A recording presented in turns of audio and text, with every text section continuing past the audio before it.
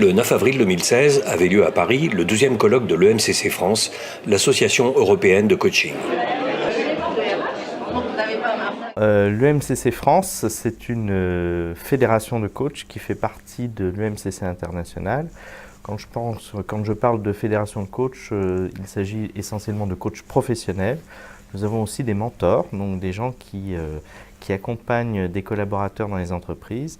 Et nous avons aussi des superviseurs de coachs, c'est-à-dire des personnes qui vont accompagner, aider les coachs à développer leur activité, leur professionnalisme dans la durée.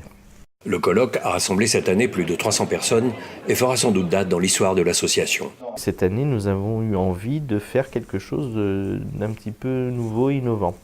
Déjà avec un côté très international, puisque pour la première fois, notre présidente internationale, Liz Lewis, est venue ouvrir ce colloque et il a même fait un discours et évoqué les grandes tendances du marché du coaching en France et à l'international. Nous avons aussi invité des personnalités comme Isaac Getz, comme Vincent Lénart, comme Jérôme Curnier, etc. Et ça a été absolument remarquable parce qu'on l'a fait dans des lieux chaleureux, sympathiques. Nous voulions vraiment offrir quelque chose de haut niveau à nos adhérents. Et puis on a un adhérent aussi, parce que nos colloques sont ouverts aussi, on a un adhérent bien sûr.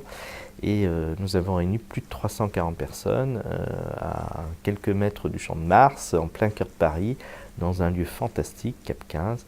Et ça s'est fait, nous l'avons démarré très tardivement ce colloque, et alors il y a eu comme un effet d'enflammement sur les inscriptions, et nous avons rempli en quelques semaines l'intégralité des places qui étaient disponibles. Donc il y a une énergie formidable, des échanges dans les plénières, autour de tables rondes, dans des ateliers, il y avait des ateliers animés. Nous avons des retours absolument extraordinaires.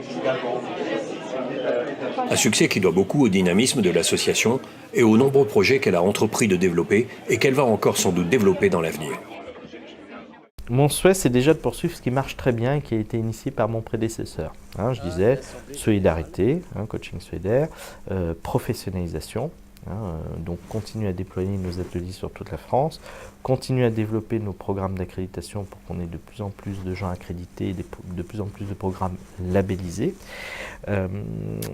Continuer aussi cette nouvelle démarche d'épauler les écoles de coaching, puisque pour nous ce sont vraiment des acteurs clés, mais j'ai envie aussi d'initier des choses nouvelles que nous n'avons pas vraiment explorées jusque-là, qui est par exemple, enfin en tout cas au niveau de l'EMCC France, parce que c'est très fréquent en Angleterre par exemple, c'est un partenariat très approfondi avec les entreprises. Nous avons dans notre titre quelque chose de spécifique, le M de mentorat.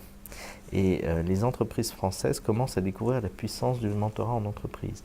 Et pour ça, elles ont besoin de coachs professionnels ou de superviseurs pour accompagner la mise en place des politiques mentorales, pour former les mentors, pour mettre en place des indicateurs d'évaluation de la qualité des démarches mentorales. Donc nous allons renforcer énormément nos partenariats avec les entreprises françaises et les grands groupes internationaux. Ça, c'est un premier programme fort.